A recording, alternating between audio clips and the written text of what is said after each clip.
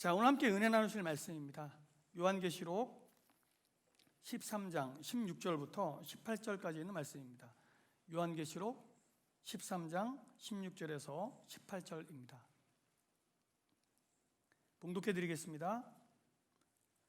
그가 모든 자, 곧 작은 자나 큰 자나 부자나 가난한 자나 자유인이나 종들에게 그 오른손에나 이마에 표를 받게 하고 누구든지 이 표를 가진 자 외에는 매매를 못하게 하니 이 표는 곧 짐승의 이름이나 그 이름의 수라.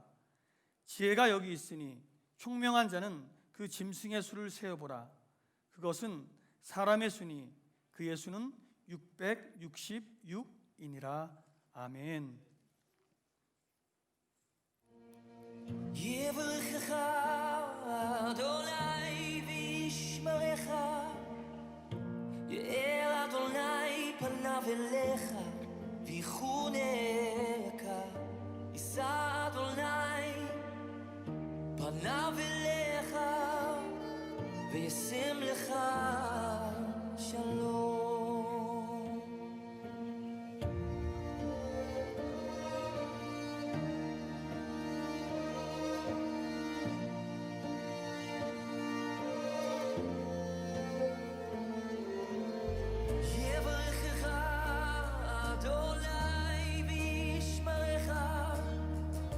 יאר אדוני פניו אליך ויחונך, יישא אדוני פניו אליך וישם לך שלום.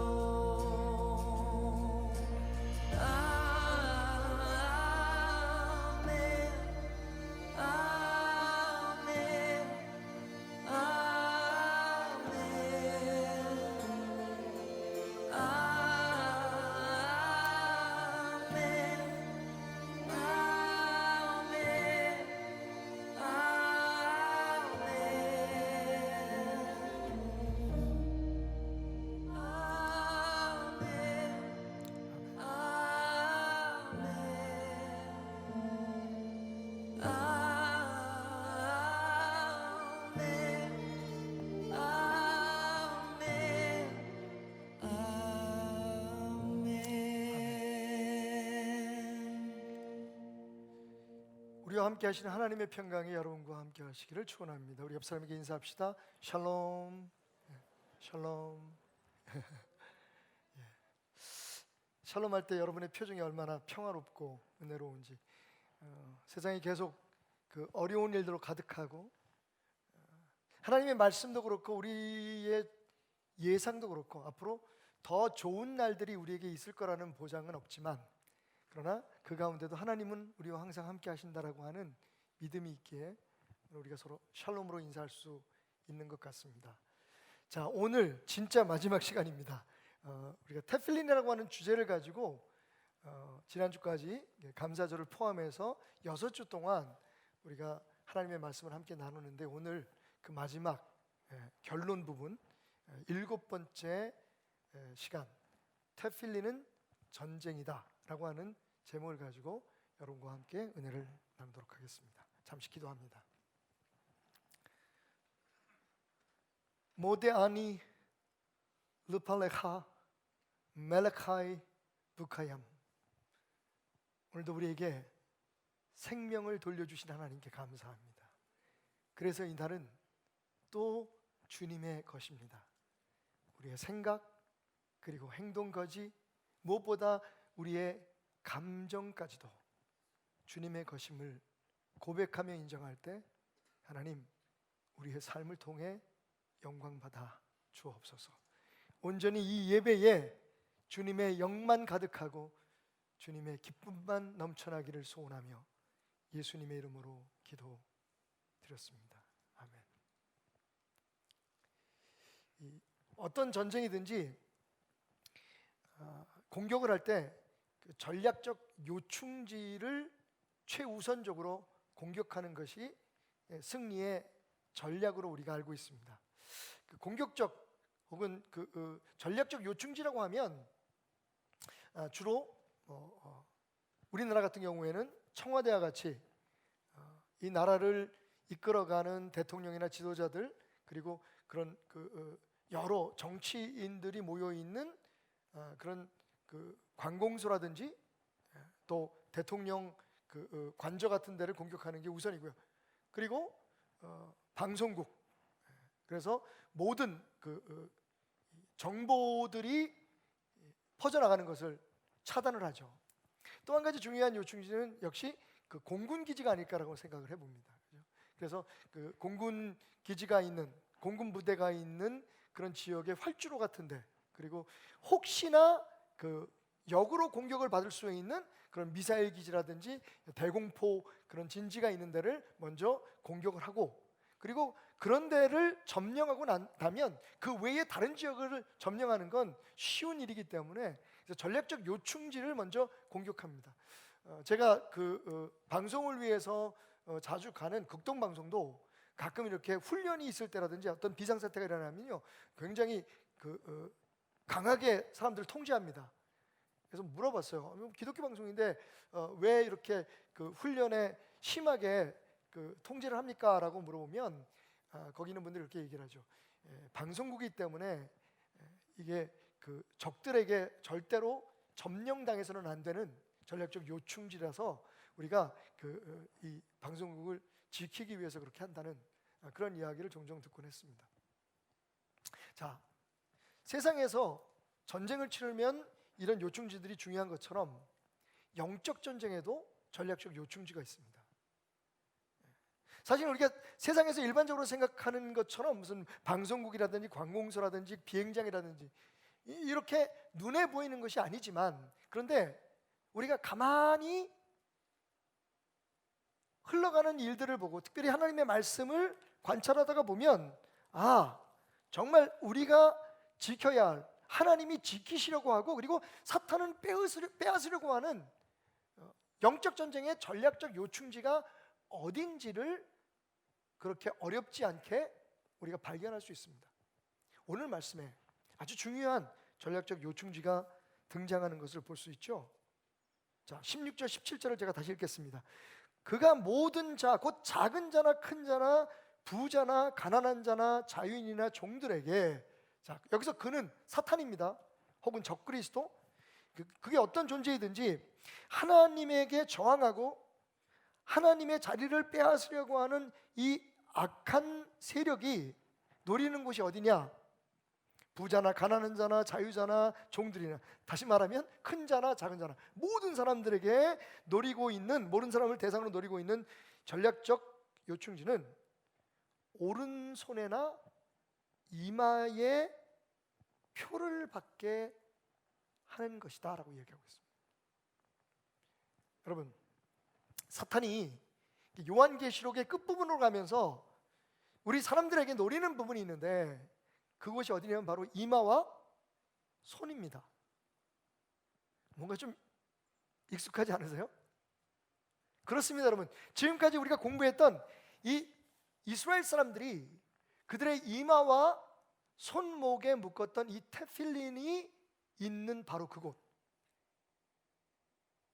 하나님께서 아도나이 엘로헤누 아도나이 에핫, 너희 하나님은 유일하신 하나님이시다, 여호와는 유일하신 하나님이라고 하는 이 마음을, 그 정신을, 그 신앙을 붙이라고 하는 그 이마와 팔목, 바로 거기에 사탄이 자기의 표식을, 이건 내 거다라고 하는, 여기서 표라고 하는 말은 카라그마라고 하는 말인데, 짐승이라든지 노예의 낙인을 찍는 것을 뜻해요.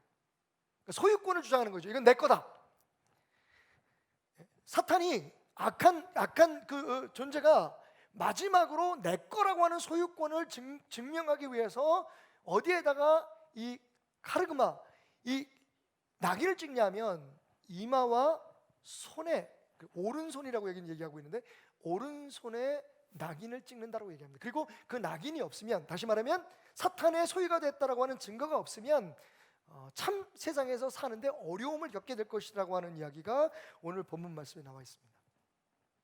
자, 이스라엘 백성이 애굽에서 예수 그리스도의 보혈을 상징하는 어린 양의 피를 지나 구원을 받고 난 후에 축복의 땅 가나안에 들어가기도 전에 바로 구원을 받고 출발했던 그 출발 지점에서 하나님께서 이스라엘 백성들에게 주신 명령이 뭡니까? 이 말씀을 너희 이마와 너희 팔목에 메고, 그리고 문지방에 붙이고, 들어갈 때나 나올 때나 앉아 있을 때나 서 있을 때나 누워 있을 때나 길거리에서나 집에서나 어디든지 너의 마음에 새기고. 어떻게 하라고요? 새기고라 그랬어요. 낙인을 찍으라는 얘기예요. 새기고 그것을 너희뿐만 아니라 너희 자녀들에게 부지런히 가르쳐라. 그러니까 우리뿐만 아니라 우리의 자녀들의 마음에도, 그들의 이마와 그들의 팔에도 그 낙인을, 그 믿음의 낙인을 찍으라는 거예요. 여기서 그 말씀은 바로 하나님의 사람이 되었다는 증거입니다. 그죠? 하나님이 나의 유일하신 삶의 주인이다.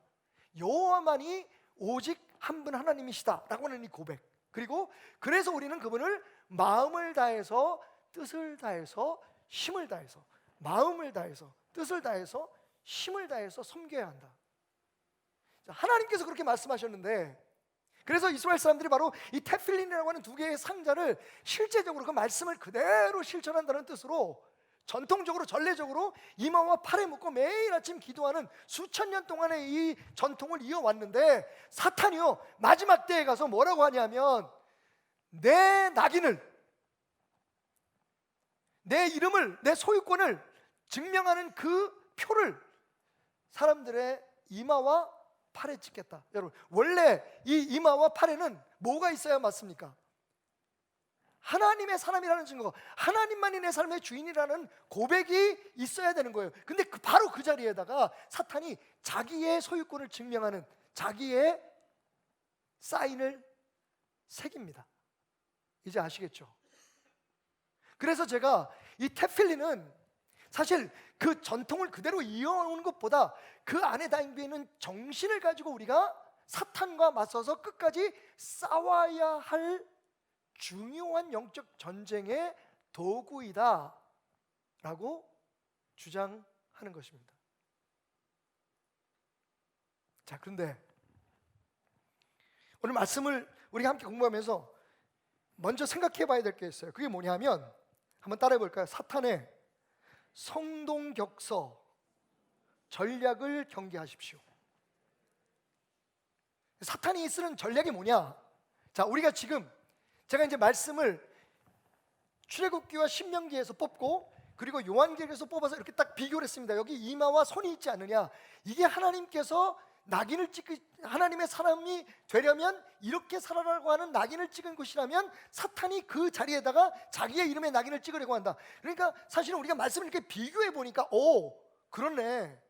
이마와 손목이 우리가 굉장히 소중하게 지켜야 될 격전지네, 이게 요충지네라는 것을 알 수가 있지만, 사실 사탄은요 그렇게 쉽게 결론에 도달하도록 우리를 남겨두지 않죠. 어떤 작전을 쓰냐면 성동격서 작전을 씁니다. 이 성동격서 작전이라는 게 뭐냐면, 동쪽에서 소리를 치고 실제적으로 공격은 서쪽에서 하는 거예요. 일종의 속임수 작전이죠. 이해하기가 어려우시면, 사실 우리는 어렸을 때부터 이 성동격서를 겪어본 사람들이에요. 어디서? 병원에서 간호사 누나한테 엉덩이 주사 맞을 때, 여러분 기억하세요? 네. 엉덩이 주사 맞을 때 다다다다닥 엉덩이를 쳐요. 하다가 보면, 자 이제 꼭 누르세요. 벌써 주사 났어요. 사실은 엉덩이를 두드리는 건 관심을 다른데, 이 바늘이 들어가는 그 아픔을 관심 쓰지 못하도록 다른 데 관심을 쓰기 위한 일종의 전략이잖아요. 사탄이 지금 그런 전략을 쓰고 있다는 거예요. 그러니까 분명히 이 말씀이 우리에게 주는 메시지를 우리가 놓칠 수 없는데, 사실은 사탄이 그것을 신경 쓰지 못하도록 우리의 이마와 팔목에 그게 뭔데? 라고 하는 아주 단순한 게으름을 유발시킬 수 있도록 우리의 관심을 다른 데로 쏟고 있습니다. 그게 뭐냐면 바로 마지막 장이에요. 그 마지막 장이 뭡니까? 마지막 절이 뭡니까? 마지막 절에 보니까 무슨 말이 있냐면, 짐승의 이름이니 그 수는 666이라. 사실 이 말씀을 읽으면 이마와 팔에 표 받는 건 별로 관심을 안 써요. 사람들이 뭐에 신경을 많이 쓰냐면 그 표를 받으면 14장에 보면 영원한 지옥불에 떨어진대, 사탄과 함께. 그리고 그런데 세상에 살 때는 그 표가 없으면 매매가 안 된대, 먹고 사는 게 안 된대. 사실 우리의 관심이 표 받는 게 무슨 의미인지보다는 먹고 사는 게 안 된다니까 거기에 걱정이 되는 거예요. 그리고 우리가 구원을 잃게 된다니까 그게 걱정이 되는 거예요. 거기다가 한 가지 더 뭐냐 하면, 그런데 그 표가 뭐지? 666이래. 여기에 관심을 쏟고 우리의 그런 호기심을 거기에 몰아놓다가 보니까 사실은 진짜 이 말씀이 우리에게 말하려고 하는 게 무엇인지, 하나님께서 이 요한계시록을 통해서 우리에게, 예수님께서 우리에게 주시려고 하는 그 진짜 메시지가 뭔지를 놓치게 된다는 거예요. 실제적으로 이런 재미있는 일이 있었습니다, 여러분. 꽤 오래된 일인데요. 사실 인터넷에 보면 그 기사가 나와 있기도 합니다. 지금도 사당동 사거리에, 사당역 사거리에서 버스가 갑자기 가다가 급정거를 합니다. 사거리 한가운데서. 굉장히 위험한 일이죠. 그리고 그러면 안 되는 거죠, 운전기사가. 그런데 어쩔 수 없이 버스가 갑자기 급정거를 했습니다. 그리고 차 안에 있는 사람들이 굉장한 충격을 받았죠. 근데 그 이유가 참 재밌어요. 그 지역에 있는 모 교회 권사님 할머니 한 분이 그 버스를 탄 겁니다. 급하게 집을 가야 되는데 그 어느 동으로 가는지 그 동만 보고서 이제 차를 탔는데, 차를 타고서 이제 차에 타서 항상 이제 많은 분들이 그렇게 하시는 것처럼 오늘 이 차 안에서 나의 여행이 주님과 함께 편안하게 해주십시오라고 기도하고 눈을 딱 떴는데, 우와! 앞에 버스 번호가 딱 보이는데 뭐라고 써 있어요? 666인 거예요. 이 권사님이 갑자기 벌떡 일어나가지고 잠깐 멈춰라고 소리를 질렀어요. 그러니까 기사가 얼마나 놀랐겠어요. 깜짝 놀라서 급정거를 빡 한 거죠. 그러니까 사람들이 그 안에서 막 난리가 난 거예요. 이 권사님이 소리를 치기 시작합니다. 지옥 가는 버스다, 666번이다. 그래서 결국 그 기사는 그 권사님을 사당역 사거리 한가운데서 내려줄 수밖에 없었습니다. 그런 면으로 보면 우리 정릉, 특히 베들교회는 축복을 많이 받은 거죠. 여러분 아세요? 우리 이 정릉 지역으로 들어오는 마을버스 중에 번호가 153번이 있어요. 물고기 153마리. 할렐루야. 자, 여러분, 사실은 스크루테이프 레터라고 하는 책을 쓴 분이 그런 이야기를 우리에게 남겼죠. 사탄에 대해서 우리가 두 가지의 극단적인 생각을 경계해야 된다. 하나는 너무 두려워하거나 혹은 아주 무관심하거나, 극단적인 양극의 그런 태도이지만 사실 이 두 가지 다 동일한 위험을 가지고 있다. 오늘 제가 이렇게 얘기하면 어떤 분들은 얘기할 거예요. 목사님이 오히려 물타기 하나 보다. 근데 여러분 잘 들으십시오. 저는 오늘 할 얘기만 할 겁니다. 그동안에 이 660에 대한 얼마나 많은 오해들이 있었습니까? 그리고 얼마나 많은 추측들이 있었습니까? 한때는 바코드가 666이라고 그랬어요. 그죠? 바코드의 중간중간 가장 길게 나와 있는 그것의 그 숫자가 6이라고 하는 그 숫자다. 그래서 바코드가 666이다. 바코드를 안 받으면 매매를 할 수 없는데, 재밌는 건 여러분, 바코드가 사람 몸에 붙이는 게 아니라 물건에 붙이는 거잖아요. 그러니까 그것도 아니었어요.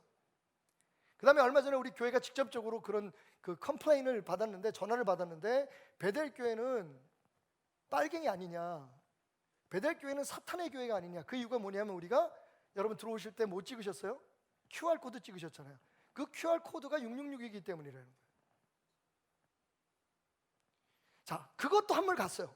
그 다음에 나온 얘기가 뭐냐 하면, 이건 미국에 있는 한인교회에서부터, 사실은 미국에 있는 어떤 사람들이 주장한 것을 한인교회에서 굉장히 민감하게 받아들이고, 그것을 한국까지 또 뭐 유튜브니 이런 걸로 보내가지고, 톡으로 보내가지고, 한국교회 한때 뭐 책들도 굉장히 많이 나오고, 한국교회들이 굉장히 예민했던 그런 문제가 있었는데, 그 베리칩이라는 거예요. 여러분 혹시 베리칩이라고 들어보셨어요?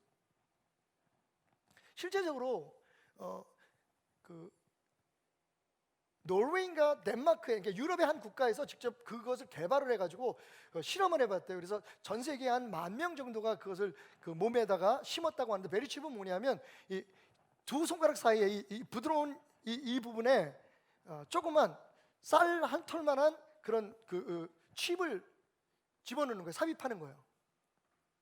그래서 그걸 가지고 자기의 모든 개인 정보뿐만 아니라 신분증부터 시작해서 이 조그만 칩 안에 여권, 그리고 크레딧 카드까지 다 들어가는 거죠. 그러니까 이거만 그냥 눈에 보이지 않지만 이렇게 만지면 만져지는 조그만 베리칩이라고 하는 칩 하나를 가지고 사실은 세상을 살아가는데 다 필요한 거예요. 그래서 그 베리칩이 666이다. 어디에다 신경을 써서 그러냐면 이 매매하고 그 물건을 사고 파는 것에 관점을 두고 거기에 막 집중하다 보니까 이런 물건들이 다 바코드라든지 QR코드라든지 무슨 이런 베리칩이라든지 이게 사탄의 표정이다. 그거 절대로 받지 마라. 지금도 그렇게 주장하는 분들이 계세요. 근데 이제 그것도 한물 갔어요. 요새는 여러분 잘 아시는 빌 게이츠하고 머린다 게이츠하고 빌 앤 머린다 재단이라고 하는 곳에서 지금 여러 그런 나라들의 질병을 극복하기 위한 약품 같은 것들을 만드는 것을 지원을 하는데, 최근에 빌 게이츠 재단에서 이것도 제가 생각하는 가짜 뉴스 같은데 어쨌든 그런 글들이 지금 여기저기 막 떠 있는데, 하이퍼겔이라고 하는 그런 기술이 담기는 칩을, 하이퍼겔은 우리가 보통 콘택트 렌즈 같은 거 만들 때도 하이퍼겔이라는, 화장품도 하이퍼겔 화장품이 있어요. 그러니까 굉장히 산소의 포화도가 높은 그런 것들을 이야기하는 것 같은데, 그래서 이제 그런 걸 콘택트 렌즈를 만들면 굉장히 눈이 편안하고 뭐 이런 아주 굉장히 고급화된 기술을 얘기하는데, 그 기술을 접목시킨 백신을 만들고 있는데, 무슨 백신이요? 코로나19의 백신을 만들고 있는데, 그 백신 주사를 맞으면 몸에 그 하이퍼 칩이라고 하는 칩이 나도 모르는 사이에 삽입이 된다는 거죠. 이분들 진짜 진지하시네. 그러니까 사탄이 그걸 노리는 거예요. 흥미롭잖아요, 그죠? 그런데 여러분 보세요. 지금 코로나19에 우리나라가 지금 정부가 지금 만나고 있는 딜레마가 뭐냐면, 우리가 참 K방역 그동안 잘했는데 백신을 하나도 지금 확보를 못했잖아요. 이유가 분명히 있었을 텐데 어쨌든 많은 사람들은 그동안은 뭐 했냐라고 지금 공격을 하고 있어요. 지혜롭게 잘 해결되기를 원합니다. 아니면 우리나라에서 백신이 만들어지든지. 근데 그게 만들어져도 지금 내년에나 돼야 그게 실용화가 된다. 사실 미국 파이저 같은 경우에는 12월 중순쯤이면 진짜 백신을 맞기 시작할 수 있다. 지금 신청을 해놨어요, FDA에다가. 근데 여러분 보십시오. 어쨌든 그게 어떤 형태가 되든지 지금 적어도 60% 이상이 3분의 2 정도가 백신을 맞아야 자연 면역이 이제 생겨나고, 그래야 우리가 팬데믹에서 벗어날 수 있다는 겁니다. 제가 알고 있는 정보로는 그렇습니다. 근데 모 특정 재단에서 만든 어떤 연구소에서 만든 이 하이퍼겔이 포함되어 있는 그런 칩을 주사를 맞으면 코로나를 극복할 수 있지만 문제는 뭡니까? 우리의 그 생체 정보를 비롯한 모든 개인 정보가 소위 사탄이 통치하는 어떤 정부 혹은 단체, 기관 그 누구에게 모두가 다 귀속된다는 거죠. 그러니까 그 주사 맞지 말아라, 지금 얘기하고 있어요.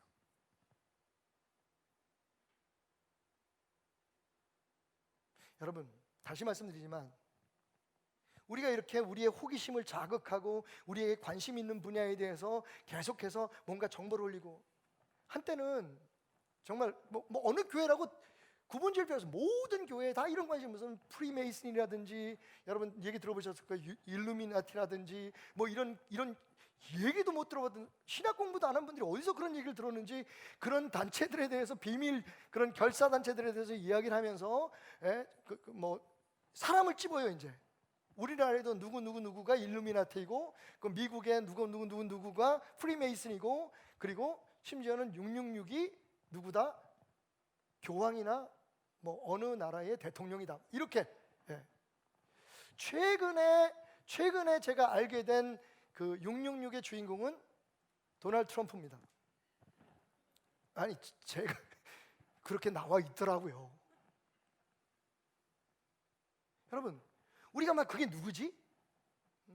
그게 언제 나타나지? 그걸 어떻게 받는 거지? 우리가 어떻게 그것을 거절할 수 있지? 그것을 거절하고도 어떻게 이 세상에서 우리가 살아남을 수 있지? 이런 관심들을 갖는 가운데 여러분, 진짜 핵심은 놓치고 있는 거예요.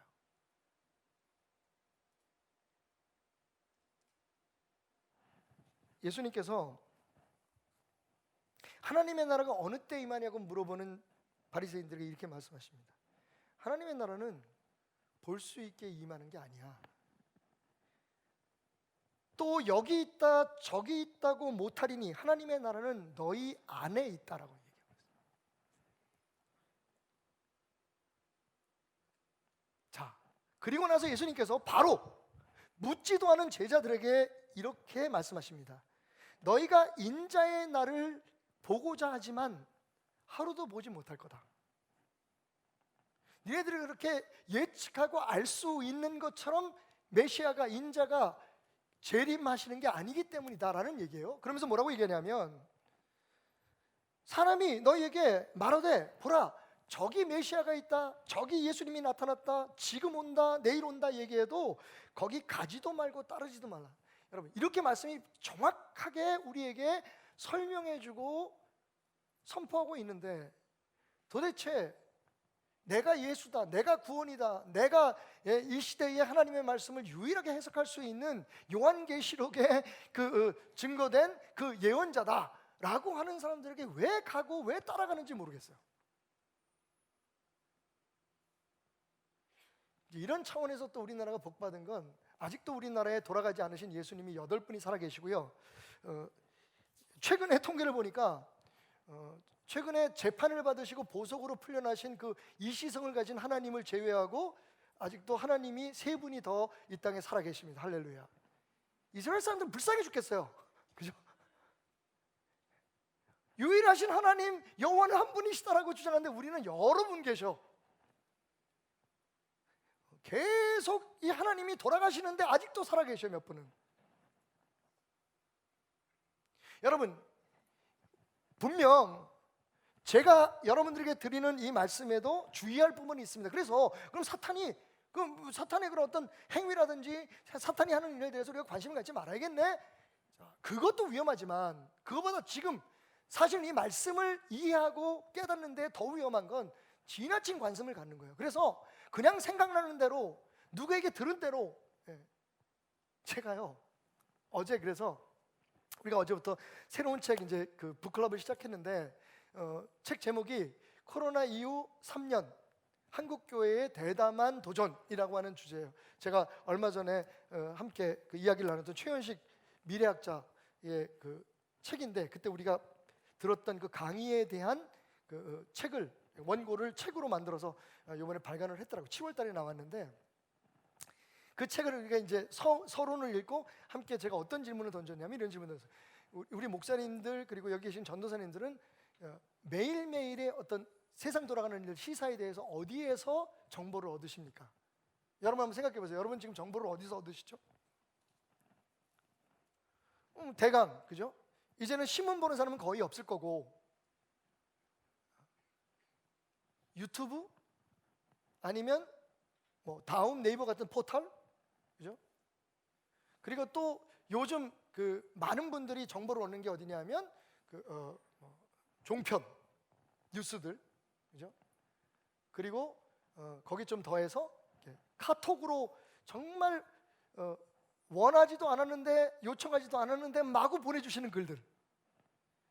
사실 대부분 우리가 그런 데서 지금 정보를 얻고 있는데, 그죠? 그래서 막 이 나라가 이렇게 되면 안 되는데, 세상이 이렇게 되면 안 되는데, 우리가 뭘 해야 되는데, 막 이런 그런 생각들을 가지고 있는데, 여러분 그런 와중에 우리가 놓치고 있는 게 있다는 거예요. 우리 이마와 손을 지키는 걸 놓치고 있다는 거예요. 지금. 중요한 건 무엇이 아니에요. 그것이 목적하는 게 무엇이냐는 거예요. 그것이 무엇을 뜻하느냐는 거예요. 사탄이 엉덩이 두들기는데 너무 빠져가지고 진짜 우리를 죽이는, 우리의 영혼을 소멸시키는 주사바늘이 꽂히는 걸 우리는 지금 생각하고 있잖아요. 내가 뭘 해야 될 것 같아 지금 막.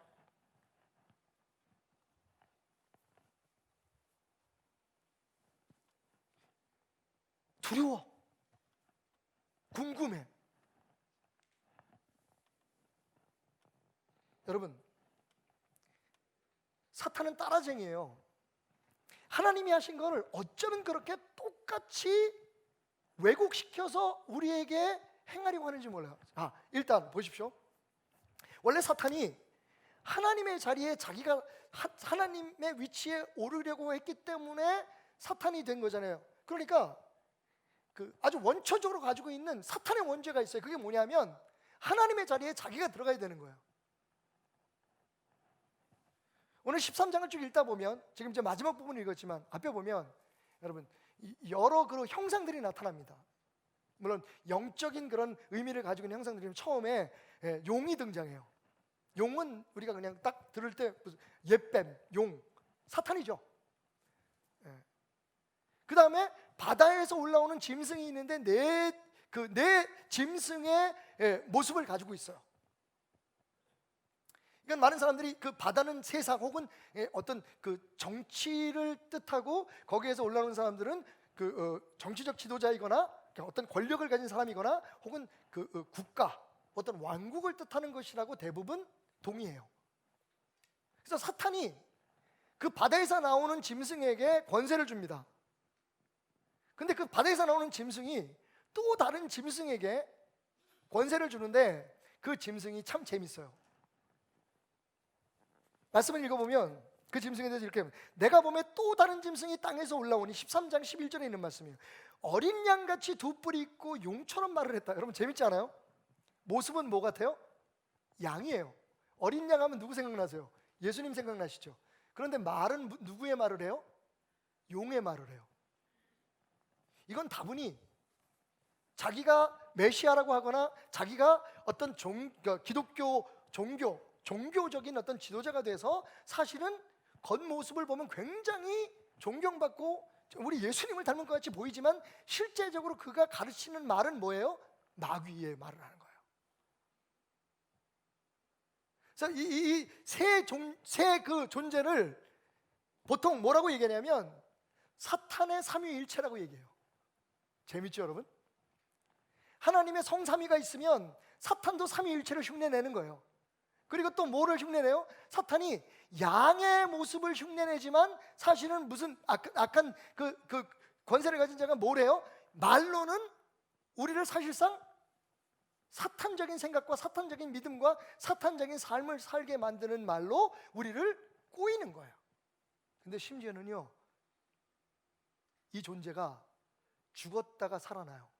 예수님이 부활하신 것처럼. 와우. 근데 지금 또 무슨 짓을 해요?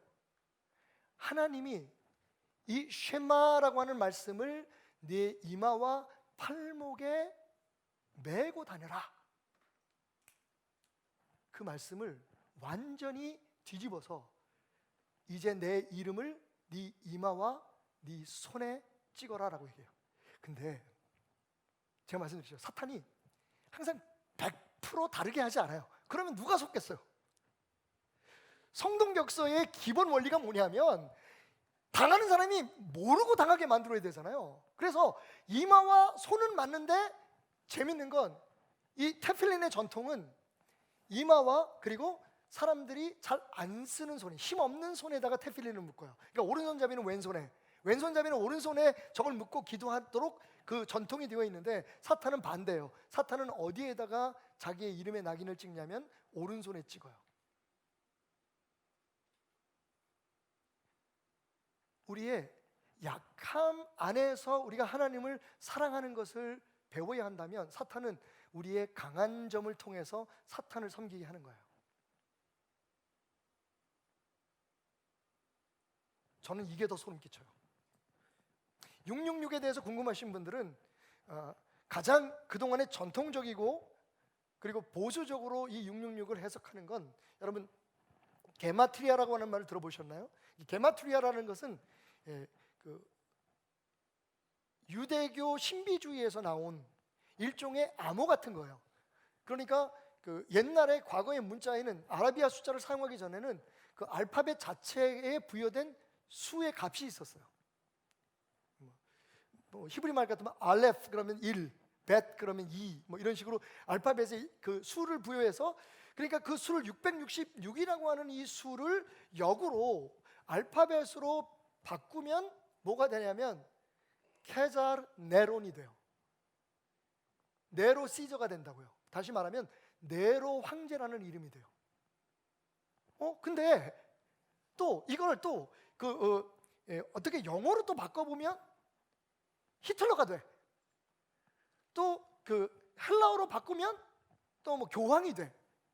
그러니까 사실은 그런 면에 있어서 이건 누구라고 얘기하기가 참 어렵네라고 고민하게 되는데, 놀랍게도 사실은 우리가 알고 있는 이 666이라고 하는 이 숫자는 또 다른 그 번역에는 616이라고 기록돼 있어요.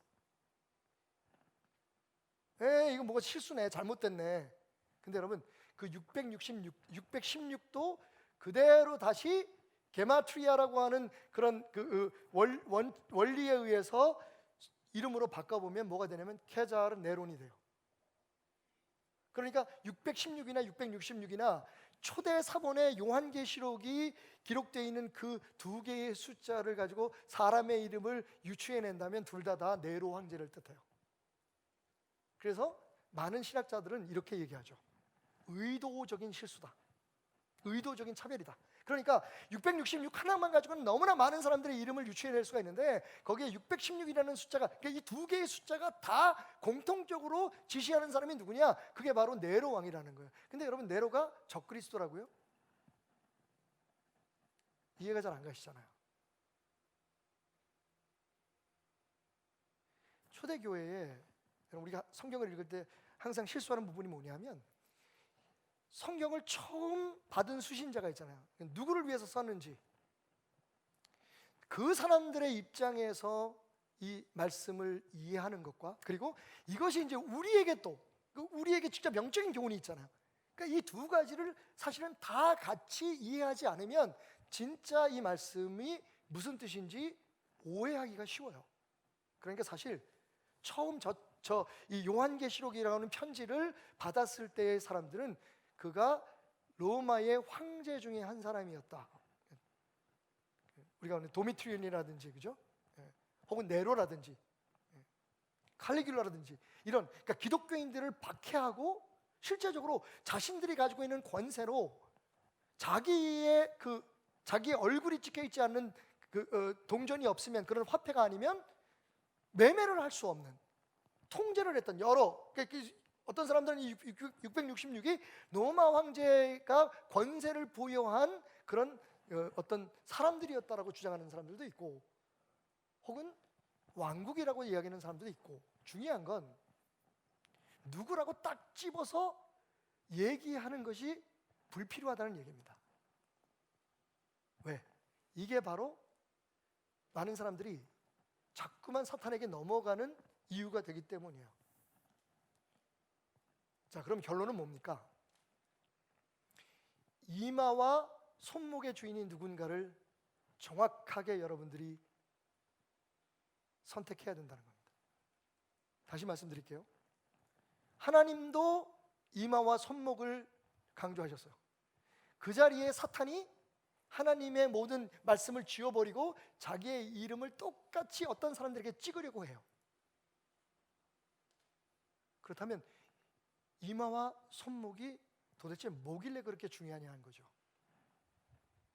그게 바로 이 테필린이라고 하는 이 전통을 유대인들이 지켜왔음에도 불구하고 사실은 그들이 하나님 앞에 구원받은 자로서의 보장이 없는 이유예요.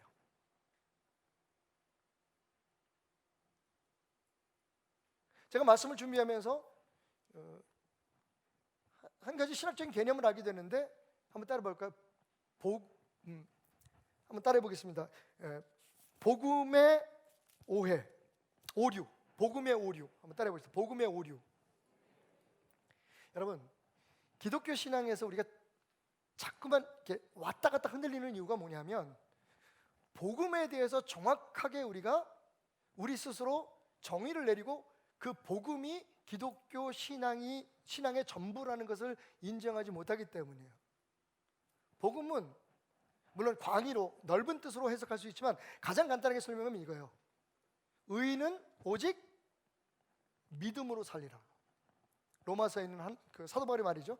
그리고 에베소에서 사도 바울이 또 뭐라고 얘기냐면, 너희가 하나님의 자녀가 되고 구원받은 것은 너희의 행위가 아니라 뭐라고요? 하나님의 은혜라고 얘기해요. 그러니까 제가 계속해서 그 경고하고 있는 게 뭐냐면 한국 교회가 너무 행위적인 것에 신앙의 기준을 두려고 하는 그런 요소들을 아직도 유지하고 있다는 거예요. 제가 왜 이 말씀을 드리냐면 이 복음의 이제 그것을 위배하는 게 복음의 오류야. 다시 말하면 에이 그래도 예수님 우리 위해서 십자가에 죽었는데 그냥 우리 아무것도 안 해도 돼. 뭘 해야 되잖아. 이렇게 생각해 보세요, 여러분. 질문.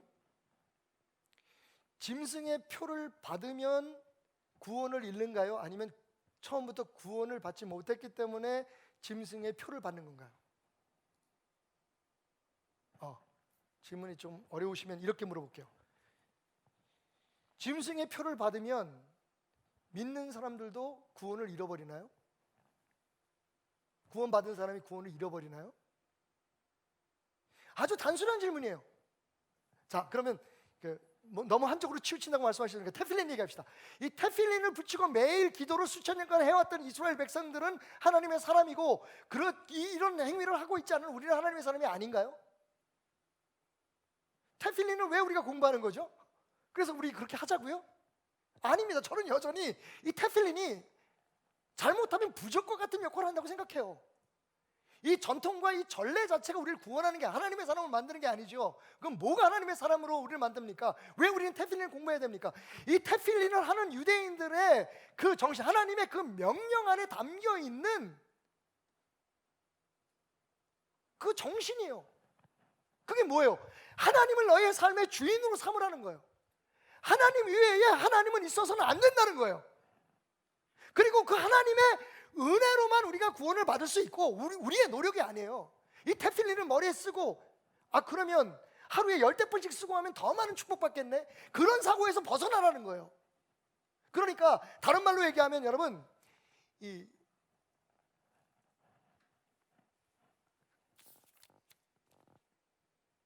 카라그마라고 하는 이 사탄이 찍은 낙인은요 저주받은 사람에게 찍는 거예요. 이것을 받으면 축복을 잃는 게 아니라 우리가 구원을 잃는 게 아니라 이미 우리 구원은 우리가 할 수 있는 게 아무것도 없어요. 하나님께서 먼저 아신 자들로 우리를 부르시고 하나님의 아들을 닮게 하기 위해서 우리를 구원하시고 우리를 영화롭게 하시고 아멘? 이게 복음이에요. 그러니까 사실은 이런 거 막 신경 쓰면서 그거 받으면 안 돼, 뭐 베리칩 받으면 안 돼, 뭐 하지 마, 뭐 하지 마. 사실은 우리가 주의할 것에 대해서는 굉장히 예민하게 영적으로 눈을 떠고 있어야 되지만 정확히 알아야 될 건 하나님이 그렇게 약한 분이 아니라는 거예요.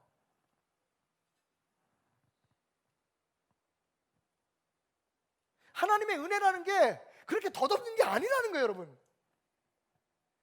그렇게 주장하는 게 복음의 오류예요. 마치 우리가 무엇을 하면 구원을 잃고 무엇을 하면 구원을 얻고 우리의 어떤 행위나 우리의 어떤 행동, 그래서 지금요 많은 사람들이 거기에 지금 그러니까 나라를 위해서 우리가 뭘 해야 되고 세상을 위해 세계를 위해서 우리가 뭘 해야 되고 교회를 위해서 뭘 해야 되고 자꾸 여러분 해야죠.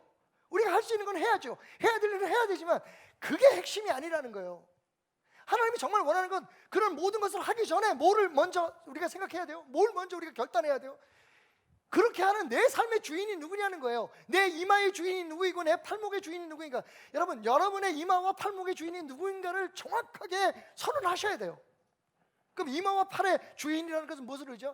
무엇을 뜻하죠? 말씀드렸죠. 이 이마라고 하는 것은 우리의 생명, 우리의 인격, 우리의 생각들을 뜻하고 말하고, 팔은 뭐라 그랬어요? 팔은 우리의 삶의 행위를 얘기한다 그랬어요. 그러니까 우리의 마음과 뜻과 정성을 다해서 하나님을 사랑하라. 그게 테펠린의 정신이에요. 그걸 매일매일 잊지 않도록 아주 가슴에 쳐박으라는 얘기예요. 그렇게 하기 위한 행위가 테펠린인 거거든요. 테펠린이 우리 하나님의 사람으로 만드는 거 아니에요. 종교적인 어떤 행위가 우리를 하나님의 사람으로 만든 게 아니라 우리가 하나님의 사람이 되었기 때문에 구원받은 사람의 삶을 하나님 말씀대로 살아가기 위해서 공부하고 훈련하고 그 하나님의 사람으로 사는 것을 살아내는 걸 훈련하는 게 교회예요. 그런데 이상하게 자꾸만 교회가 뭘 해야 된다고 주장하는 사람들이 많아요. 이 시대에 어느 편에 서야 된다고 얘기하는 사람, 지금 교회가 쫙 갈라졌어요. 같은 교회 안에서도 되게 그런 얘기를 듣기 싫어하는데, 듣기 싫으면 안 하면 되는데 자꾸만 계속해서, 여러분 그렇다면 지금 이 역사 속에서 일어나는 모든 일들 가운데 하나님과 관계없이, 하나님의 계획 없이, 하나님의 뜻 아니고 이루어지는 일이 있어요? 우린 그런 하나님을 지금 믿고 있는 거예요? 그게 복음의 오류예요. 그러니까 요한계시록에서, 그리고 성경 전체에서 우리에게 하나님께서 말씀하시는 건 뭐냐 하면, 너의 삶의 주인이 누군가를 확실하게 하라는 거예요. 그리고 너희가 누구의 말을 따라 살고 있는지를. 그게 테플린이에요. 그 정신이에요. 그러니까 그렇게 사는 사람들은 짐승의 표가 없는 거예요. 자, 그 증거가 뭔지 아십니까? 바로 다음 장 14장을 볼게요. 또 내가 보니 보라, 어린 양이 시온산에 섰고 그와 함께 14만 4천이 서 있는데 그들의 이마에는 또 이 14만 4천 가지고 또 신천지라고 하는 이단에서는 자기 윌체어 타고 다니시는 그 하나님을 믿는 사람들만 14만 4천만 천국 간다고, 죽지 않고 천국 간다고 떠들어대고 있잖아요, 그죠? 근데 사실 이 14만 4천도 666처럼 영적인 숫자예요. 근데 중요한 건 뭐냐면 그들의 이마에 뭐가 있어요? 어린 양의 이름과 그 아버지의 이름이 쓰여 있다고 얘기해요. 그러니까 사탄의 그 이름이 쓰여 있든지, 아니면 아버지 예수 그리스도의 이름이 쓰여 있든지. 근데 여러분 이게 실제적으로 뭘 이렇게 낙인을 찍고 표시를 받고 뭐 무슨 베리칩을 받고 무슨 바코드를 이마에다가 붙이고 그런 뜻이 아니에요, 여러분. 누구의 소유이냐 하는 거예요, 이게. 그리스도의 사람이면 하나님이 유일하신 우리의 삶의 주인이고 우리의 역사의 주관자라는 걸 신뢰하고, 그러니까 우리 삶에 문제가 있으면 어떻게 해야 돼요? 느헤미야처럼. 지금 우리가 청년들이 엎드림이라는 이름 참 좋더라고요. 저는 누가 지었는지 정말 멋진 이름이에요. 엎드림, 하나님 앞에 엎드린다는 뜻도 있지만 영어로는 up dream, 하늘로 향하는 꿈이라는 그런 의미도 있어서, 야, 이 이름 진짜 절묘하게 잘 지었다. 지금 느헤미야를 우리가 가지고 공부하고 있거든요. 느헤미야 보세요. 하나님 앞에 엎드리잖아요.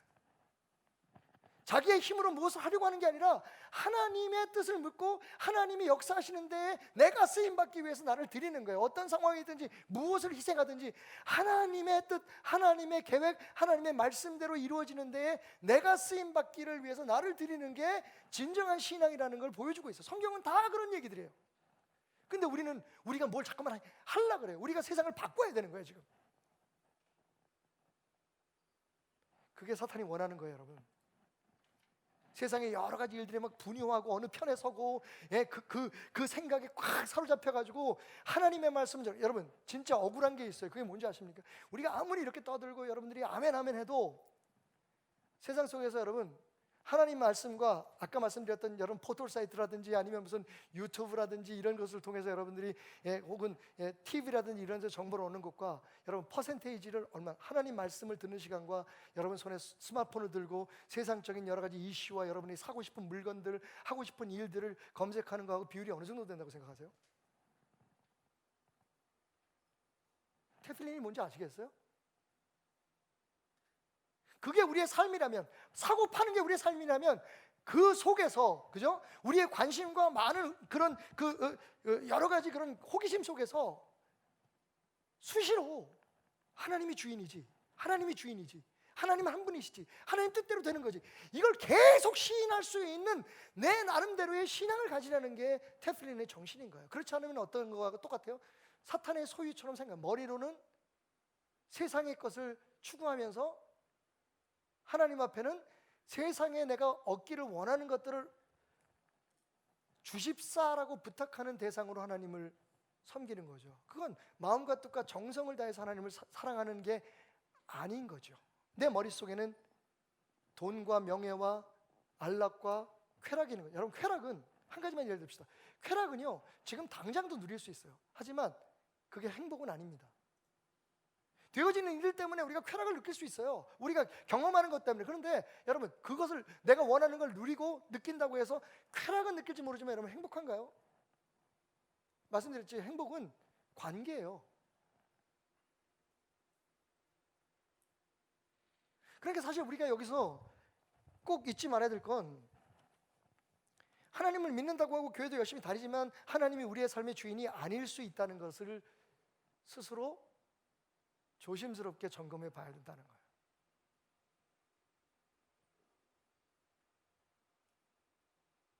우리의 이마에는, 우리의 팔에는, 그러니까 우리의 삶의 행동과 매일매일의 삶의 그 살아가는 모습과, 그리고 우리가 무엇을 판단하고 결정하는 데에 기본적인 가치관이나 내 생각, 느낌들이 하나님의 것이냐 아니면 세상의 것이냐를 생각해 봐야 된다. 그러니까 사실 666이라고 하는 것은 어떤 의미에서 보면 인본주의적이고 사탄적인 생각과 사상들을 얘기하는지도 몰라요. 그런 힘과 영향력을 얘기하는지도 몰라요. 근데 막 그런 것을 찾아다니고 그게 뭔가를 연구하면서 진짜 우리가 고백해야 될 여러분 생각해 보세요. 그건 우리의 운명조차도 주인이 하나님이라는 사실을 인정하지 않는 거예요. 우리의 생명의 주인이 하나님이라는 걸 인정하지 않는 거예요.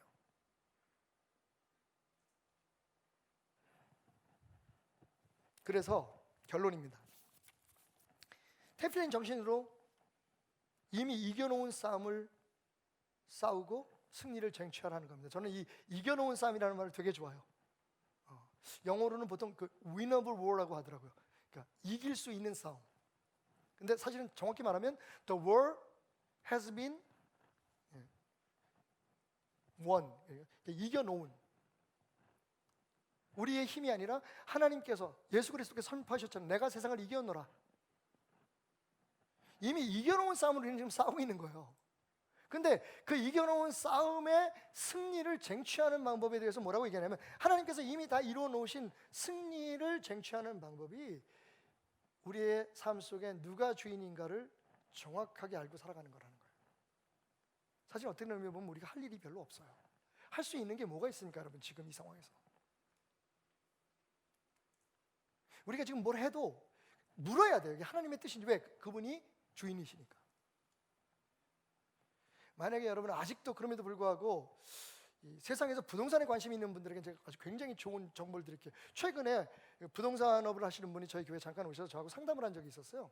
그래서 좀 굉장히 사업도 어렵고 그러시다고, 목사님 어떻게 하면 이 사업도 잘 될 수 있도록 좀 저한테 기도 좀 해주십시오. 그래서 제가 그랬어요. 아니, 그거 말고 내가 더 좋은 정보를 주겠다고. 뭐냐요? 그래서 역세권에 있는데 이 부동산 3법에 저촉을 안 받아.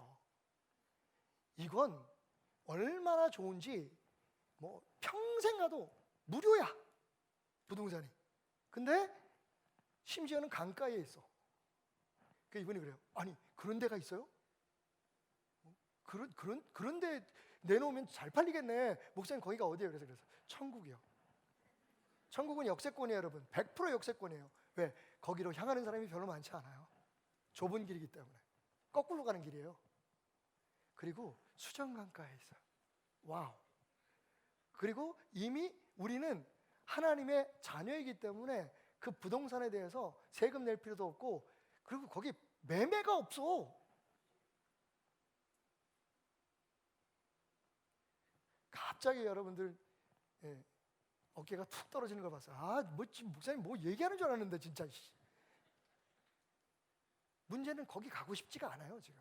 아니, 가고는 싶은데 그게 지금 별로 땡기질 않아. 지금 당장 이 땅에서 진짜 역세권에 있고 4년 후에도 쫓겨나지 않는 그런 월세집에, 전세집에 있고 이런 데 없어요. 이거에 너무 관심을 쏟다가 보니까 사실 정말 이미 우리가 소유하고 있는, 이제 가기만 하면 되는, 누리기만 하면 되는 그 승리와 그 축복에 대해서 별로 관심이 없어요.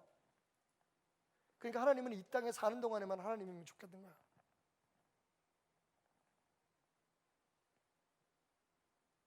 다시 말씀드리지만 태피니를 차고 매일 기도하는 유대인들이 다 구원받은 거 아니야. 다 하나님 사람 아닙니다, 여러분. 하나님이 말씀하신 건 그렇게 하라는 게 아니라, 그렇게 하나님이 한 분인 거를 아도나이 엘로헤누 아도나이 에하드, 여호와 하나님, 너희의 여호와 하나님은 오직 한 분이신 하나님이라는 것을 마음속에 새기고 매일 삶 속에 그렇게 살아가라는 거예요. 그리고 그 하나님의 뜻대로, 말씀대로 힘을 다해 살아가라. 테필린 전쟁의 끝은 우리의 삶의 생각, 느낌, 그리고 우리의 판단, 가치관, 살아가는 삶의 모습에서 마지막 결정이 지어집니다. 하나님의 사람인데 마치 짐승의 표를 받은 것처럼 세상적인 생각과 그 판단으로 하나님의 은혜와 하나님의 섭리 밖에 내 노력, 내 방법으로 뭔가를 해보려고 하는 그런 삶을 사느냐, 내가 하나님이 되고 사탄의 생각에 꼬임에 넘어가서 살아가느냐, 아니면 내 삶의 주인은 하나님이십니다, 오직 하나님 뜻대로. 그래서 그 하나님의 마음이 뭔지, 뜻이 뭔지, 내가 어떤 상황을 만나든지 어떤 환경에 처하든지 하나님의 뜻은 무엇인가를 알려고 하는지, 그 차이란 말이에요. 그 전쟁이 지금 우리의 이마와 팔목과 우리 가슴에서 일어나고 있습니다. 제가 겪었던 일 마지막으로 이야기하면서 대단원의 테플린 시리즈를 맺으려고 합니다. 제가 한 가지 습관이 있어요. 그게 뭐냐면 샤워하면서 노래 부르는 버릇입니다. 상상하지 마십시오. 샤워를 하다 보면 가끔 필이 받을 때가 있어요. 누구 말대로. 그럼 막 찬양을 큰 소리로 부릅니다. 그런데 대부분 그 시간이 제가 저녁에 잠자리에 들기 전에 이제 머리를, 아무래도 머리에 뭘 많이 바르고 그런 사람이니까 머리가 이제 더 이상 빠지면 안 될 것 같아요. 이제야 정신을 차렸어. 그래서 머리를 꼭 감고 드라이하고 이렇게 자야 되니까 샤워를 저녁 늦게 하고 또 이제 아침에 한 번 더 하고 하는데, 저녁에 할 때 시간이 보통 한 11시에서 12시 그쯤 돼요. 근데 그날따라 너무 은혜가 된 건 그날 낮에 사위 이종의 선교사하고 은지가 함께 불렀던 시편 118편이라고 하는 찬양이 계속 내 안에서 맴돌았어요. 그래서 샤워를 하면서 샤워기 틀어놓고 막 샴푸하고 막 이러면서 노래를 부르기 시작했습니다. 근데 처음에는 원래 다 잔잔하게 시작하는데 뒷부분에 가면서 막 소리를 지르면서 노래를 불렀어요. 또 여러분 아시다시피 이 목욕탕에서 샤워하면서 노래 부르면 진짜 내가 노래 잘하는 것 같아. 소리가 막 울려. 근데 갑자기 아내가 문을 확 열더라고요. 원래 제 아내가 그러지 않아요. 왜냐하면 제 벗은 모습 별로 좋아하지 않아요. 그래서 문을 확 열더니 여보 좀 조용히 해 그러는 거예요. 밑도 끝도 없이. 지금 시간이 몇 시인데? 그러더니 문을 탁 닫고 가는 거예요. 순간 그냥 제 입에서 아유 저 마귀 새끼, 저런 사탄, 내가 지금 딴 것도 아니고 막 은혜 받아가지고 찬양을 부르고 있는데 그걸 방해를 해, 이런 마귀야. 그러고서 더 큰 소리의 노래를 딱 부르다가 보니까 갑자기 제 마음속에 멀쑥한 생각이 드는 거예요. 이런 생각이 들었어. 근데 집사람이 왜 그랬지? 저희 집이 뭐 어제도 난리가 났어요. 아이들 자는 방에 결로가 생겨가지고, 옛날 아파트라서 그런지 하여튼 다 곰팡이가 들어서 몰랐는데 냄새가 나니까 아마 이렇게 뒤져보니까 애들 잠자는 그 매트리스 밑에 다 곰팡이가 들어가지고, 집에 어제 청년회 집회 마치고 들어갔더니 11시가 다 됐는데 집이 막 난리 부서기도. 굉장히 벽도 얇고, 특히 화장실에 나는 우리 성산이가 담배 피는 줄 알았다니까. 언제 우리 성산이가 제가 알기로는 평소에 담배를 안 피는 애로 알고 있는데 모르지. 근데 어느 날 화장실 들어갔는데 담배 냄새가 너무 나는 거야. 그래서 얘가, 왜냐면 나는 안 폈으니까. 근데 나중에 알고 보니까 이 아래층 위층에서 이렇게 담배를 피면 화장실로 이렇게 냄새가 올라가. 진짜 하여튼 그런 상황이에요. 어쨌든 제 아내가 가만히 생각해 보니까, 돌이켜 생각해 보니까 정말 내가 제정신을 차리고 생각해 보니까 제 아내가 그렇게 한 이유가 뭐냐면, 지금 11시, 12시가 다 돼가는데 윗집 아랫집 신경 좀 쓰라는 거죠. 당신 좋다고 혼자서 은혜 받고 소리 지르고 노래 부르면 그 사람들은 어떻게 하겠느냐. 제 아내가 가끔 그런 얘기 하거든요. 여보 단지 안에서 운전하다가 싸우지 마. 무슨 일이 있어도 제발 여보 웃어. 왜냐면 이 단지에 있는 사람은 다 당신이 베델교회 목사인 줄 알아. 엊그제는 또 여보 엘리베이터 탈 때 제발 마스크 좀 하자. 당신 베델교회 목사인 거 다 알아. 그 생각이 드는 거예요. 제 아내가 그러니까 위층 아래층 사람들이 시끄러우니까 지금 아무리 은혜가 돼도 당신 그거 그러면 안 되지라는 얘기를 했는데 밑도 끝도 없이 딱 하니까 그냥 졸지에 이런 사탄이 이 소리가 나온 거죠. 너무 부끄러웠어요. 그 순간 놀랍게도 이 쏟아지는 물줄기가 하나님의 은혜처럼 느껴지는 거예요. 그래서 제가 노래를 멈췄을까요? 아니요. 작게 불렀어요. 여호와는 나의 편이시라. 내가 두려워하지 않네. 하나님은 나의 능력이시라.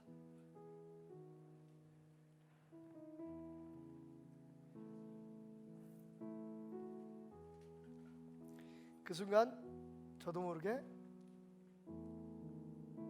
저를 향해서 미소 짓는 듯한 하나님이 느껴졌습니다. 이러시는 것 같았어요.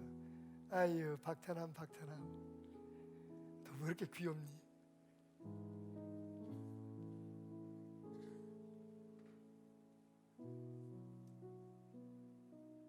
여러분 지금 우리 결정해야 돼요. 하나님이 원하시는 게 무엇인가를 생각하면서 행동하고 판단하고 그러면 하나님이 우리의 삶을 책임져 주신다고 얘기하시잖아요. 근데 우리는 내가 지금 생각하는 게 100% 옳아. 다른 사람은 다 틀렸어. 우리는 지금 뭘 해야 되는 거야 지금 이거. 이 나라를 뒤집어 엎고 바로 세우기 위해서 적폐를 청산하든지 아니면 우리가 생각하는 잘못된 세력을 무너뜨리든지 우리 교회들이 뭘 이런 여러분 그거 다 사기꾼들이에요. 그거 다 자기의 목적을 위해서. 물론 순수한 분들도 있을 거예요. 지금 우리가 진짜 신경 써야 될 건 그게 아니에요. 진짜 신경 써야 될 건 우리 교회의 주인이 누구고 여러분의 삶과 여러분의 가정이 지금 무슨 기준으로 무엇을 따라 살아가고 있는지를 정확하게 결정해야 되는 거예요. 뭘 어떻게 하려고요?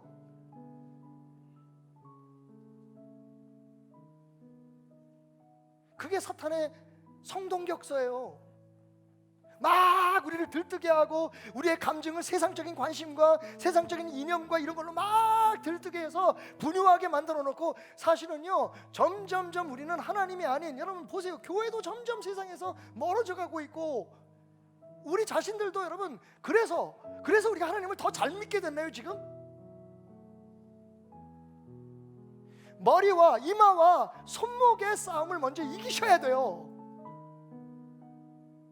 내 자신의 주인이 누구인지를 내 말에 내 감정에 내 생각의 주인이 누구인지를 내가 아무리 나는 잘하고 있고 나는 내 생각대로 잘하고 있어도 그게 다른 사람들에게 하나님의 뜻이 아니기에 상처가 되고 피해가 될 수 있다는 걸 기억해야 돼요. 오늘 여러분의 삶 속에 테필린 전쟁이 일어나고 있습니다. 아침에 일어나서 하나님 앞에 감사하고 내 생명을 돌려주신 걸 감사하는 오늘 하나님의 날입니다 라고 선언하면서 사시겠습니까? 아니면 오늘도 계속 밀려오는 그 수많은 쓰레기 같은 정보와 왜곡된 정보들 그 정보에 사로잡혀서 하나님과 관계없는 오늘 하루의 삶을 살아가시겠습니까? 하나님은 우리의 편이십니다. 자, 속 시원히 한번 불러봅시다. 그날 끝맺지 못했던 샤워실 안에서의 그 노래 여기서 부른다고 막을 사람 없겠죠? 사탄아 물러가라.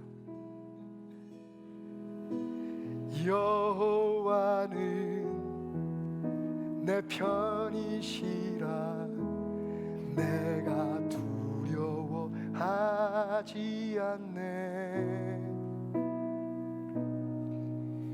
주는 나의 능력이시요 나의 구원이 되셨도다. 우리 함께 고백해 봅시다. 여호와는 내 편이시라 내 편이시라 내가 두려워하지 않네. 주는 나의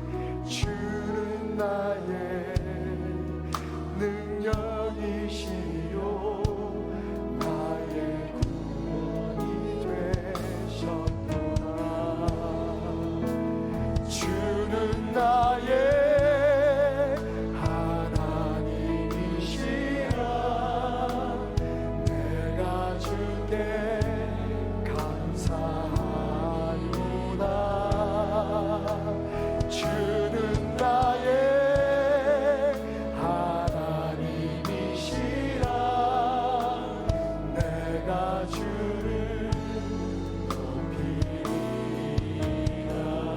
여호와는 내 편이시라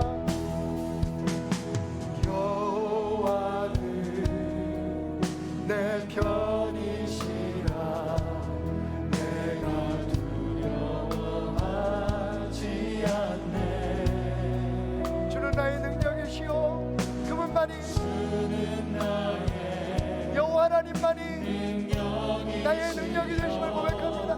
내가 하루를 살아가고 또 하루를 버텨낼 수 있는 그 힘이 주님께로부터 옵니다.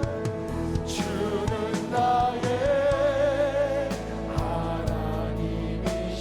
하나님이시라 내가 주께 감사하리이다. 주는 나의 하나님이시라 내가 주께 우리 모두 자리에 일어나서 함께 고백합시다. 여호와께 감사하라. 여호와께 감사하라. 그는 선하심이라. 여호와께 감사하라. 여호와께 감사하라.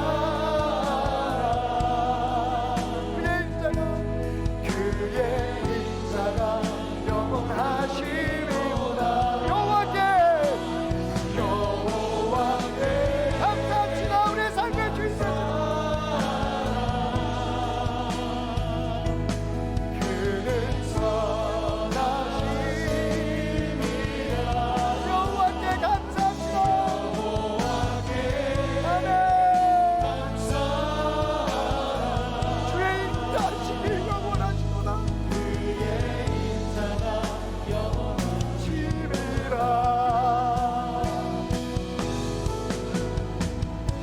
하나님 감사합니다. 하나님 감사합니다. 이 못나고 연약한 우리들의 주인 되어주시고 우리의 삶의 하나님이 되어주셔서 약해서 더 가까이 부족해서 더 많이 사랑해 주신 그 사랑을 우리로 잊지 않고 살아가게 하여 주옵소서.